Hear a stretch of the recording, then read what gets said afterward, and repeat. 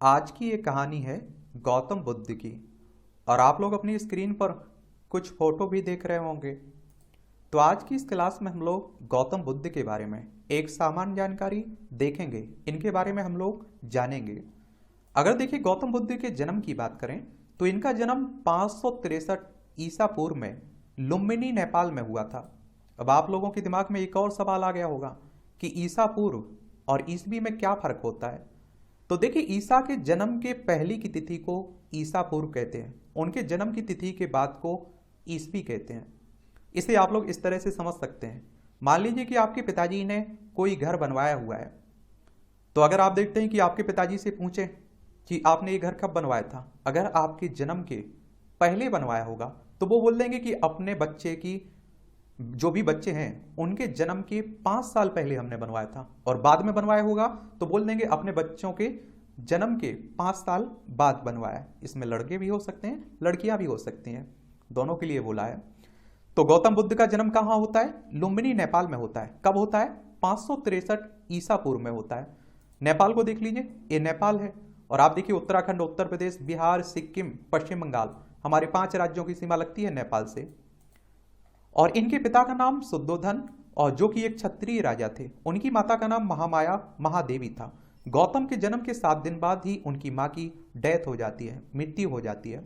इसके बाद उनका पालन पोषण उनकी मौसी और शुद्धोधन की दूसरी पत्नी यानी कि रानी महाप्रजापति करती हैं, गौतमी ने किया।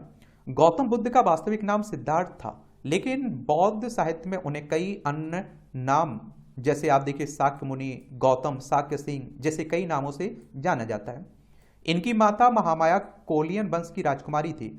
और ऐसा कहा जाता है कि जब महामाया गर्भवती की अवस्था में अपने पिता के घर जा रही थी तो उन्होंने लुम्बिनी ग्राम के स्थान पर बुद्ध को जन्म दिया था। बाद में इसी स्थान पर मौर्य सम्राट अशोक ने यहाँ स्तंभ बनाया है, जिस पर लिखा हुआ है कि यहाँ शाक्य मुनि बुद्ध का जन्म हुआ था। गौतम बुद्ध के जन्म के बाद उनके पिता ने उनकी जन्म पत्री तैयार करने के लिए 2 विद्वानों को बुलाया। और आप लोगों ने भी देखा होगा, कई माँ बाप अपने बच्चों की जन्म कुंडली दिखाते रहते हैं ना विद्वानों को, तो इन्होंने भी दिखाई। उनमें से एक विद्वान ने यह भविष्यवाणी की कि नवजात शिशु बड़ा होकर एक महापुरुष बनेगा, यह संसार को त्याग कर संन्यास धारण करेगा। और शुद्धोधन के लिए यह भविष्यवाणी चिंता का कारण बन गई। उन्होंने अपने पुत्र को पालन की और विशेष ध्यान दिया, और जिससे उनका मन सांसारिक कार्यों में लगाया जा सके। और कहते हैं कि शुद्धोधन ने सिद्धार्थ की एकांत प्रियता को खत्म करने के लिए उनका विवाह 16 वर्ष की आयु में यशोधरा से करवा दिया कि ये कहीं सन्यासी ना बन जाए, घर परिवार ना छोड़ दें। तो जिसके कुछ समय बाद यशोधरा के एक पुत्र भी पैदा होता है जिसका नाम राहुल रखा गया था। और इनकी अगर शिक्षा की बात करें हम लोग गौतम बुद्ध की, तो सिद्धार्थ ने गुरु विश्वामित्र के पास वेद और उपनिषद को तो पढ़ा ही, और उसके साथ साथ राजकाज और योग विद्या की शिक्षा भी ली थी। गौतम से कुश्ती, घुड़दौड़, तीर कमान, रथ हाँकने में कोई उसकी बराबरी नहीं कर पाता था। बात आती है इनके घर छोड़ने की, गृह त्याग की। तो गौतम बुद्ध ने अपने पुत्र के जन्म के बाद दुखी होकर कहा कि आज मेरे बंधन श्रृंखला की एक और कड़ी बढ़ गई है।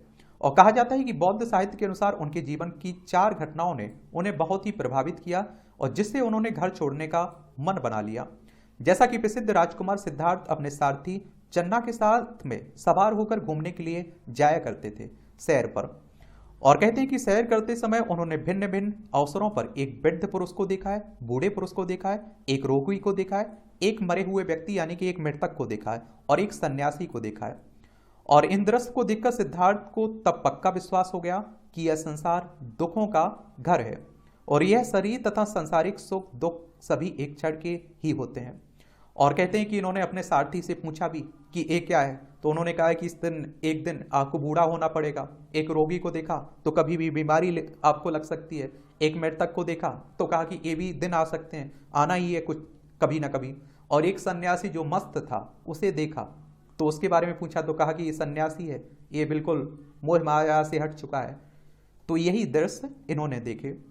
इन सब के कारण सिद्धार्थ का मन अशांत रहने लगा। सत्य ज्ञान की प्राप्ति के लिए उन्होंने संन्यास ग्रहण करने का निश्चय लिया। वैराग्य की भावना सिद्धार्थ के मन में धीरे धीरे प्रबल होती चली गई, और उन्होंने एक रात अपने घर बार, माता पिता, पत्नी और पुत्र तथा राजसी ठाट बाट को छोड़कर चुपके से जंगलों में चले गए। और उनका गृह त्याग निश्चित ही एक महात्याग था। गृह त्याग करते समय सिद्धार्थ की आयु मात्र 29 साल के थे। कितने साल के थे? 29 साल के थे। और आप देखिए ज्ञान की खोज, तो गृह त्याग करने के तुरंत बाद, यानी कि घर छोड़ने के तुरंत बाद ही राजकुमार सिद्धार्थ ने अपने बहुमूल्य वस्त्र उतार दिए और अपने कोमल केसों को भी कटवा दिया। वे भगवे रंग के वस्त्र पहनकर सन्यासी बन गए और सत्य और ज्ञान की प्राप्ति के लिए सिद्धार्थ ने अनेक साधुओं से मिले। उन्होंने सर्वप्रथम उत्तर भारत के 2 विद्वानों अलार कालम और उद्र करामापुत्र से ज्ञान प्राप्त करने का प्रयत्न किया, लेकिन उनके मन को कोई शांति न मिली। इसके बाद कहते हैं कि निकट निरंजन नदी के किनारे उरुबेल नामक वन में उन्होंने अपने 5 साथियों के साथ घोर तपस्या की और उनका शरीर सूख कर कांटा बन गया, लेकिन कहते हैं कि फिर भी उनके मन को कोई शांति ना मिली। इसके पश्चात उन्होंने तपस्या का मार्ग छोड़ने का संकल्प किया और सुजाता नाम की एक स्त्री के हाथ से दूध पीकर अपनी भूख शांत की। इस घटना से उनके 5 साथी उनसे नाराज हो जाते हैं और वे बुद्ध को छोड़कर चले जाते हैं। फिर कहते हैं कि ज्ञान की प्राप्ति की बात करें तो 5 ब्राह्मणों के सारनाथ चले जाने के बाद सिद्धार्थ ने तपस्या का त्याग कर मनन चिंतन शुरू कर दिया। और मैं इसीलिए कहता हूं कि योगा करते रहा करिएगा, अपने आप से मिलते रहा करिएगा, आपको भी ज्ञान प्राप्ति हो जाएगी और आप देखेंगे कि आप जो समस्याएं देखते रहते हैं ना कि समस्याएं ही समस्याएं हैं, वो सब खत्म हो जाएंगी और आप लोग सोचेंगे कोई समस्या ही नहीं है। सोच ने हमें समस्या में खड़ा कर दिया। और वे बौद्ध गया नामक स्थान पर एक पीपल के वृक्ष के नीचे बैठकर वे चिंतन करने लगे और गौतम बुद्ध लगातार 7 दिन तक चिंतन में लगे रहे।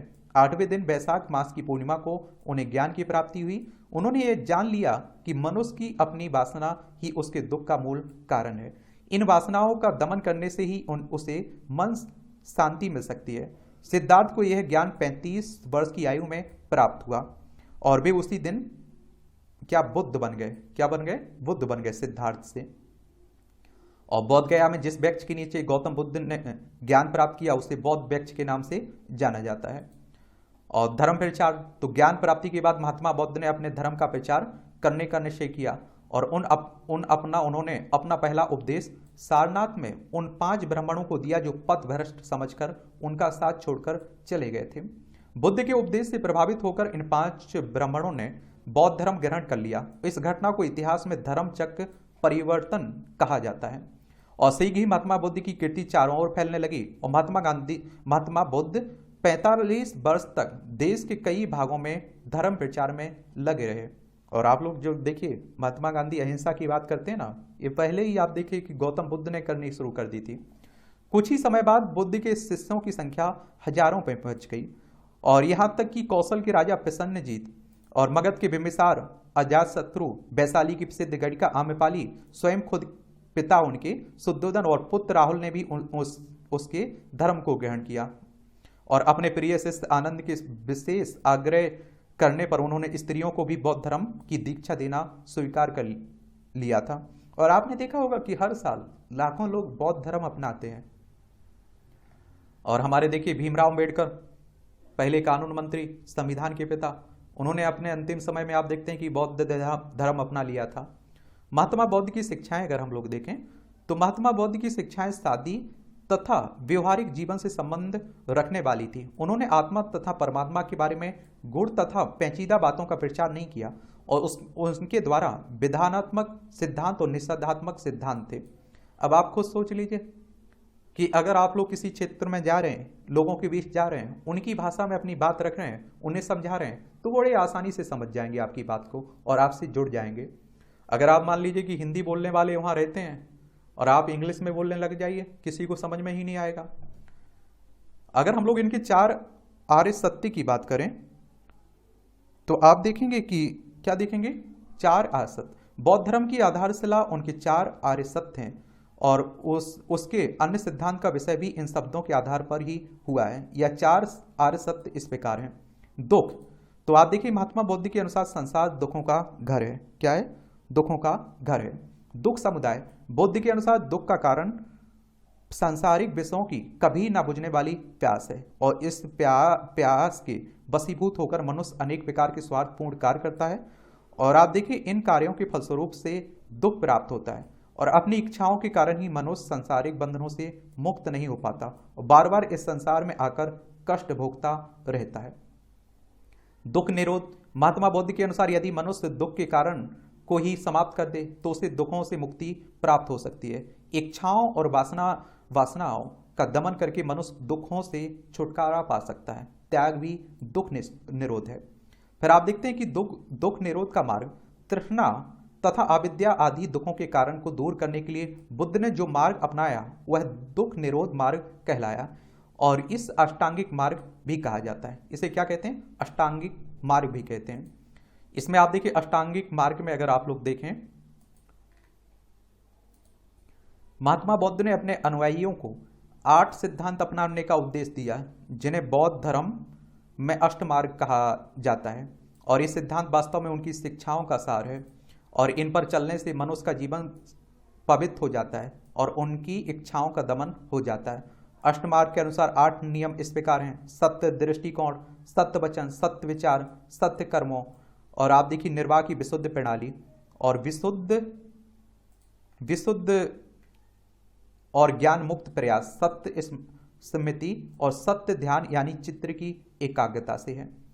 और आप देखिए अगर निषेधात्मक सिद्धांत की बात करें, ईश्वर में अविश्वास, ईश्वर पूजा में अविश्वास, वेदों में अविश्वास, संस्कृत भाषा में अविश्वास, जाति प्रथा में अविश्वास, तपस्या में अविश्वास और ब्रह्मा आडंबरों का विरोध, ये आप देखते हैं कि इनके निषेधात्मक सिद्धांत हैं।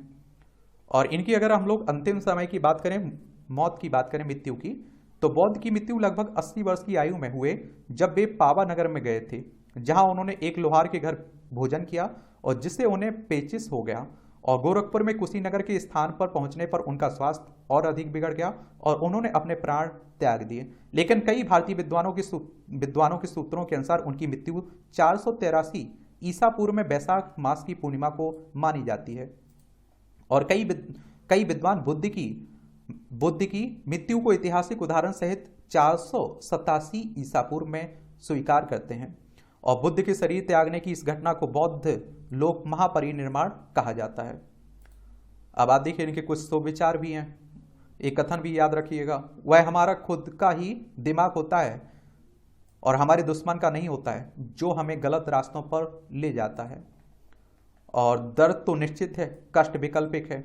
जहां आप खाते हो, चलते हो, यात्रा करते हो, वहीं रहने की कोशिश करें, नहीं तो आप अपने जीवन में बहुत कुछ खो सकते हैं। हमेशा याद रखें, एक गलती दिमाग पर उठाए भारी बोझ के समान है और आप तब तक रास्ते पर नहीं चल सकते जब तक कि आप देखिए खुद अपना रास्ता नहीं बना लेते हैं। तो इस तरह से आप देखेंगे ये कहानी है किसकी? गौतम बुद्ध की। और किसी के बारे में जानने की दिलचस्पी हो तो उसका नाम आप लोग बता सकते हैं, उसके बारे में भी हम लोग बात कर लेंगे।